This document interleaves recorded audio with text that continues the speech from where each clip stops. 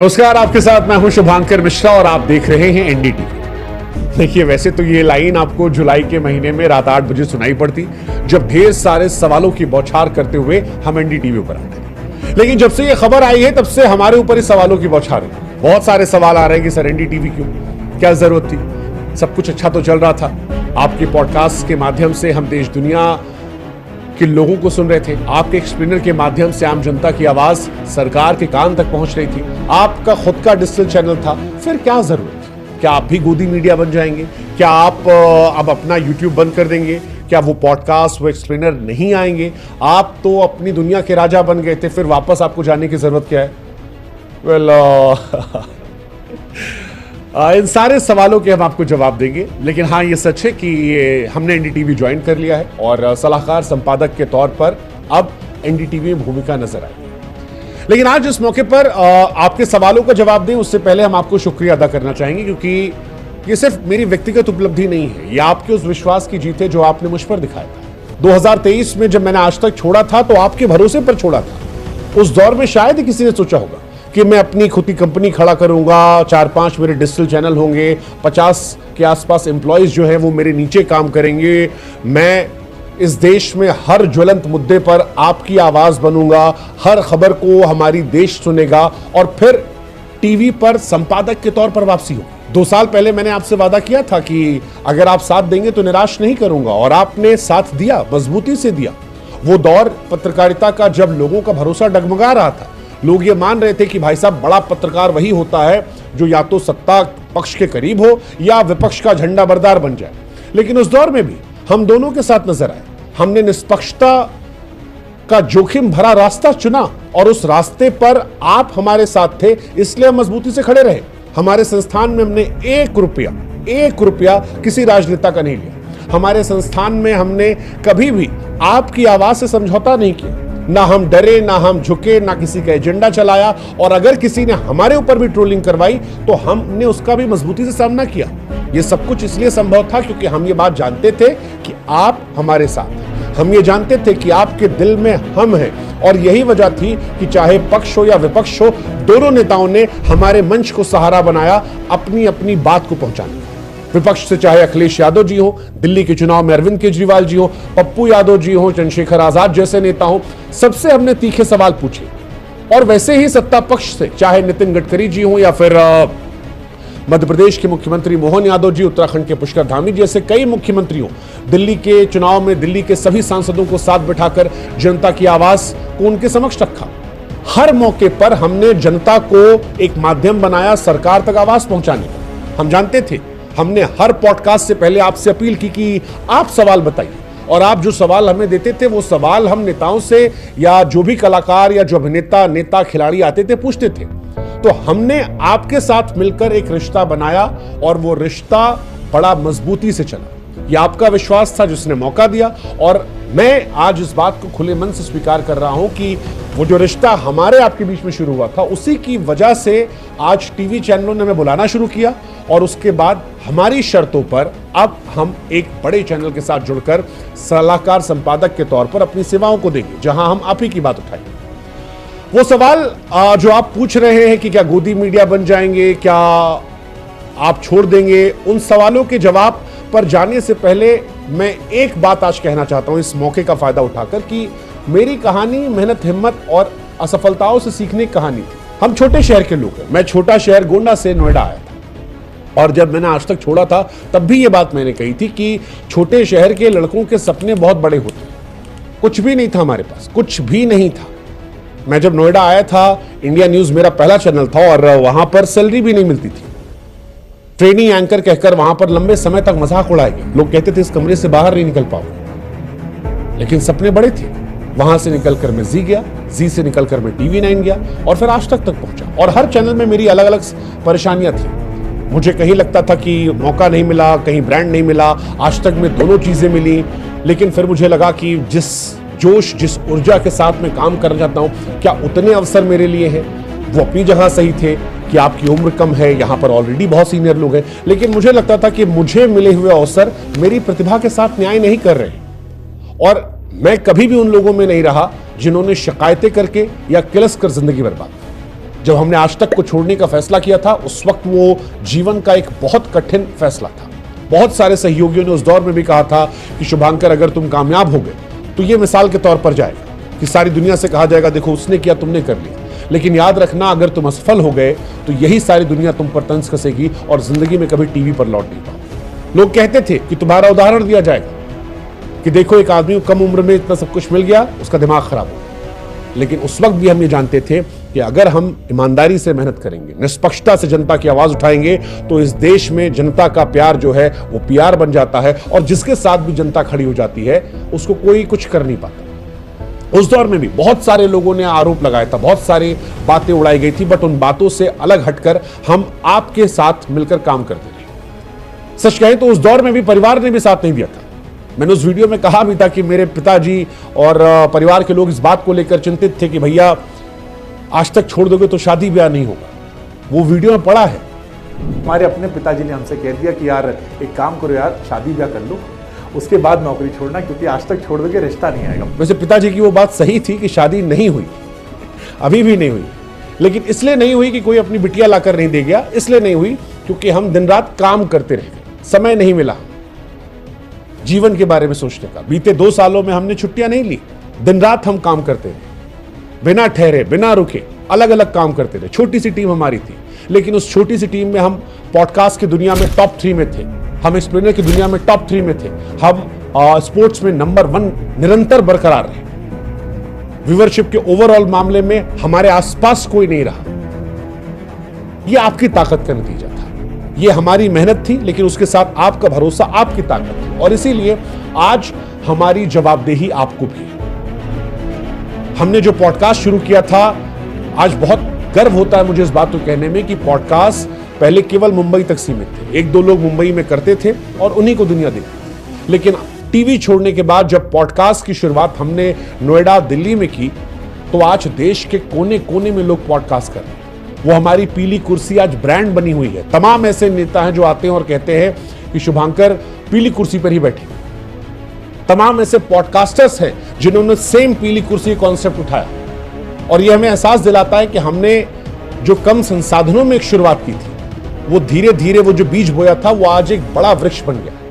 छोटा सा संस्थान हमारा, जगह छोटी सी थी, उस वक्त पैसे कम थे, टेक्नोलॉजी इतना मजबूत नहीं थी, लेकिन हमें यह भरोसा था कि अगर आप हमारे साथ होंगे तो चीजों को हम बेहतर कर देंगे, और वो हमने किया। आप हमारे पहले पॉडकास्ट से आज के पॉडकास्ट को देख लीजिए, हमारे पहले वीडियो से आज के वीडियो को देख लीजिए। आपको स्क्रीन क्वालिटी से लेकर उसके पिक्चरेशन, उसकी एडिटिंग में जमीन आसमान का फर्क होगा, क्योंकि हमने गलतियां कर कर सीखा, और जब हम गलतियां भी कर रहे थे तब भी आप हमारे साथ खड़े थे। इसीलिए इस मौके पर मैं कह रहा हूं कि आपके साथ की वजह से मुझे यकीन हुआ, और जब मैं सफल हुआ तो हजारों युवा पत्रकारों को इस बात का यकीन हुआ कि संस्थान अगर मौका ना भी दे तो भी ईमानदारी, निष्पक्षता और लगन से अपनी दुनिया बनाई जा सकती है। हमने हर दिन कुछ नया सीखा, और आज जो कुछ हमने हासिल किया है वो उस मेहनत का असर है, समर्पण का असर है, और इन सब से आगे बढ़कर आपके विश्वास का असर है।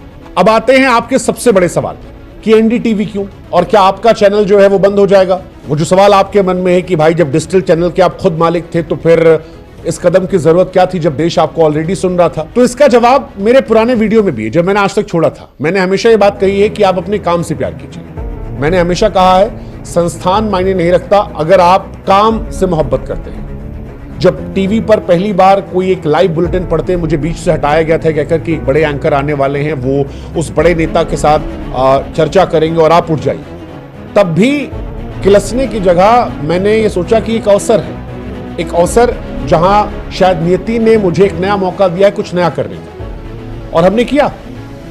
मुझे उस वक्त ये एहसास हो गया था कि आप 24 घंटे टीवी पर खबर नहीं पढ़ सकते। आज तो चलो बहुत से कहने पर हटा दिया गया, और वहां से हमने डिजिटल सफर की शुरुआत की।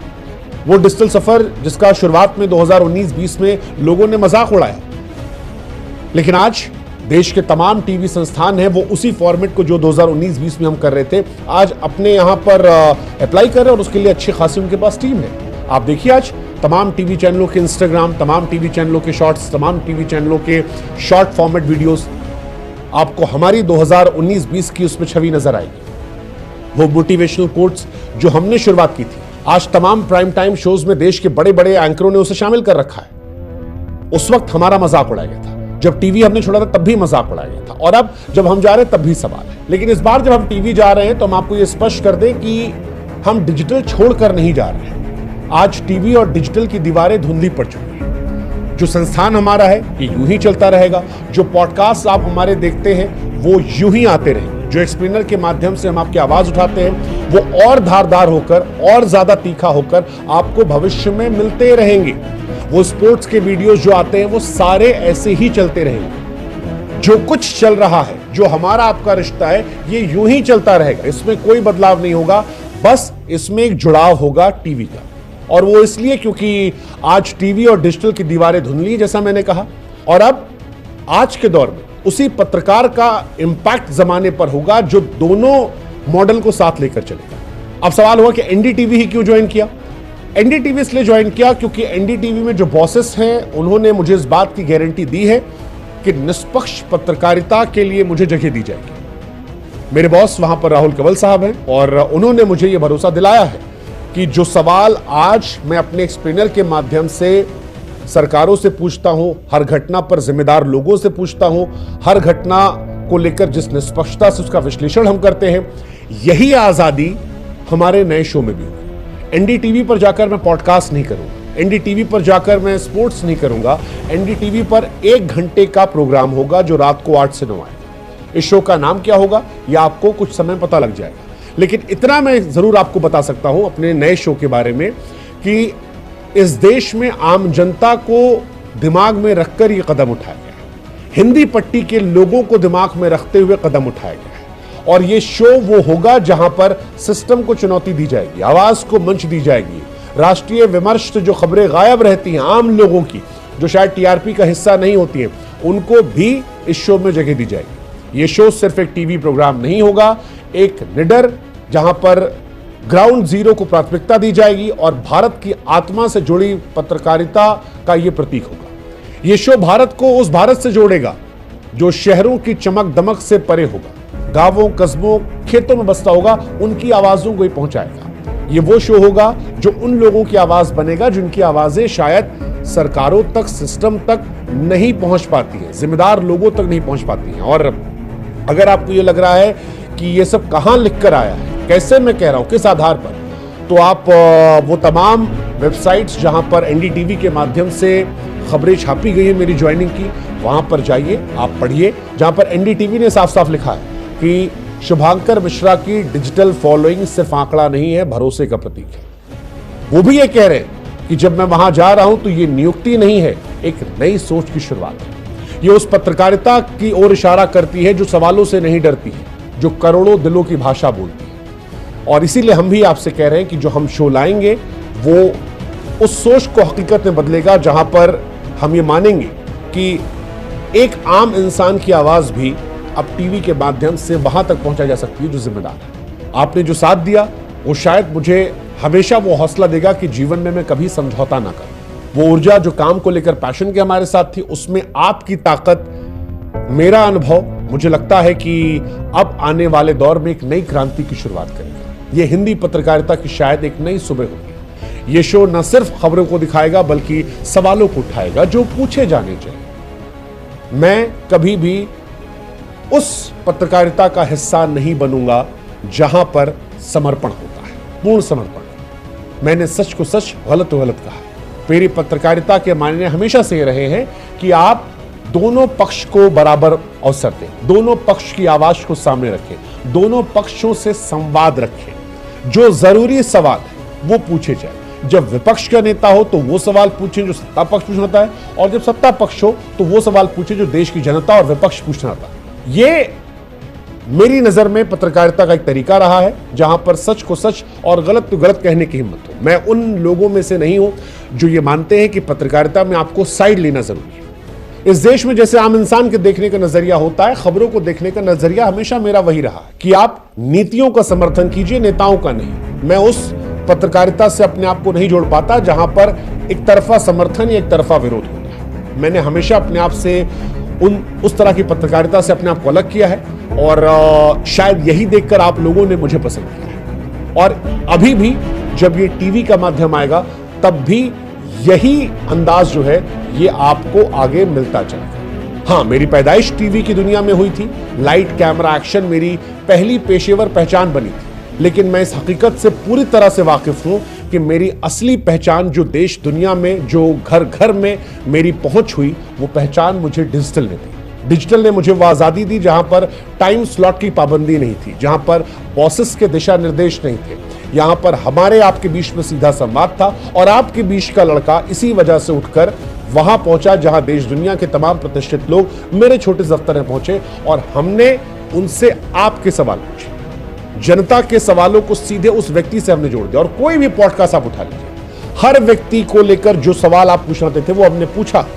हमने अपने आप को सिर्फ एक मीडिएटर के तौर पर रखा। हमने इस बात का एहसास शुरू से रखा था कि आप इंपॉर्टेंट हैं, हम इंपॉर्टेंट नहीं है। हम खबरें आपके लिए बनाते हैं, आपके हक की बात करते हैं। कई बार हमने विरोध सा, बहुत सारे लोगों की ट्रोल आर्मी हमारे पीछे पड़ी, लेकिन आम लोगों की आवाज हमने नहीं छोड़ी और यही सिलसिला आगे भी जारी रहेगा। यहां भी हम सवाल पूछेंगे, जवाब मांगेंगे और वो सब कुछ कहेंगे जो एक पत्रकार के तौर पर कहना चाहिए, एक नागरिक के तौर पर समझना चाहिए। और इस बात को आप भी समझेंगे कि टीवी की पहुंच सत्ता के गलियारों तक है, डिजिटल आम आदमी सीधे जुड़ा हुआ है। लेकिन मेरा यह सोचना था कि अगर इन दोनों दुनियाओं को मिला दिया जाए तो क्या कमाल हो सकता है। और बिल्कुल हो सकता है। अगर डिजिटल और टीवी को मिलाकर एक मजबूत ताकत के तौर पर पत्रकारिता की जाए तो हम और आप आम लोगों के लिए एक आंदोलन खड़ा कर सकते हैं। एक ऐसी पत्रकारिता की शुरुआत कर सकते हैं जो जनता के लिए, जनता के साथ, जनता की भाषा में। मैं डिजिटल को छोड़ नहीं रहा, बल्कि टीवी को डिजिटल की आत्मा से जोड़ रहा हूं। मेरे पॉडकास्ट, मेरे एक्सप्लेनर, मेरे स्पोर्ट्स वीडियोस और जो कुछ किस्से कहानियां हम कर रहे थे वो जैसे आ रहे थे उस रफ्तार से 4 गुना रफ्तार बढ़कर ही आएंगे, घटकर नहीं आएंगे। हाँ, टीवी को अपनी जिंदगी में जो हमारा अपना सोने का, खेलने का या मी टाइम होता था उसमें से 1-2 घंटा निकालकर हम दें। और मैं आपको उस 1-2 घंटे को लेकर भी कह दूं कि वो जो पत्रकारिता टीवी पर की जाएगी वो आराम के लिए या पैसा कमाने के लिए नहीं है, केवल नाम कमाने के लिए नहीं है। ये बात आप याद रखिएगा। पैसा ही कमाना होता तो डिजिटल में बहुत पैसा है। टीवी पर लौटने का मकसद है टीवी की ताकत को पहचानना, एक संस्था के तौर पर वो ज्यादा एक्सेसिबिलिटी मिलती है उसे समझना और उसके तहत जनता को और मजबूती से रिप्रेजेंट करना। पहले भी मकसद सवाल पूछना था, जवाब मांगना था और अभी भी रहेगा। कोशिश रहेगी कि पत्रकारिता के भरोसे को फिर से बनाया जाए। अगर आपका साथ रहा तो एक नए दौर की हम शुरुआत करेंगे जहां पर टीवी पर फिर से भरोसा जगेगा। लोग फिर से टीवी को सच की आवाज के रूप में देखेंगे। पॉडकास्ट के तौर पर जो सच्ची गहरी बहस होती थी वो अभी भी चलती रहेगी, लेकिन टीवी के माध्यम से जनता की आवाज को और मजबूत किया जाएगा, जनता के सवालों को और ताकत के साथ पूछा जाएगा और जज्बा जुनून जो है बढ़ाया जाएगा। और बिना पक्ष बिना विपक्ष देखे कॉमन मैन को जो रिप्रेजेंट करने का सिलसिला हमने 2-2.5 साल पहले शुरू किया था उसे उसी रफ्तार से बढ़ाया जाएगा। हमें आपको समझना पड़ेगा कि बदलाव जब भी आता है तब सवाल उठते हैं, लेकिन इन सवालों के बीच हमें एक बार फिर आपके भरोसे की जरूरत है, क्योंकि बिना आपके ये संभव नहीं हो सकता। इसीलिए हम चाहते हैं कि जैसा भरोसा डिजिटल पर आपने दिया है, जब भी टीवी के माध्यम से हमारी शुरुआत होगी तब आप फिर हमारा साथ देंगे, क्योंकि ये कहानी सिर्फ मेरी कहानी नहीं, ये कहानी हर उस युवा की कहानी रही जो अपने सपनों को सच करने की हिम्मत रखता है। ये कहानी हर उस देश के व्यक्ति की रही जो चाहता है कि सत्ता के शीर्ष लोगों तक उसकी आवाज पहुंच जाए। वो भले नहीं पहुंच पाया, लेकिन उसके सवाल पहुंच जाए। ये उस जनता की कहानी है जो सच सुनना चाहती है, सवाल पूछना चाहती है, बदलाव चाहती है। और एनडीटीवी के साथ मेरा ये सफर उसी नई पत्रकारिता की शुरुआत होगा, एक ऐसी पत्रकारिता जो निडर होगी, निष्पक्ष होगी और सबसे बढ़कर आप जनता की। इसलिए आपके साथ, आपके लिए और आपके सवालों को लेकर जब भी मैं इस नए अध्याय की शुरुआत करूंगा, मुझे आपका इंतजार टीवी पर भी रहेगा। आइए मिलकर पत्रकारिता को उसका असली मकसद फिर से याद दिलाएं और एक नया भारत बनाएं जहां पर हर आवाज सुनी जाए, हर सवाल का जवाब। नमस्कार, आपके अपने शुभांकर की आवाज को उम्मीद करता हूं एक बार आप फिर सुनेंगे। आपका विश्वास हमें मिलेगा, आपका साथ मिलेगा और अगर आपका यह साथ मिला तो हम नए आयाम को हासिल करेंगे, एक नए दौर की शुरुआत करेंगे। याद रखिएगा, जुलाई का महीना है, अभी वक्त है, जब भी होगा आप तक जानकारियां पहुंचा दी जाएंगी। फिलहाल के लिए इतना ही। बाकी अफवाहों से बचें। टीवी जोड़ा गया है, डिजिटल छोड़ा नहीं गया है। सार इतना सही है, जैसा अंदाज यहां है यही भी बाकी वहां मिलेगी। जय हिंद, जय भारत, नमस्कार।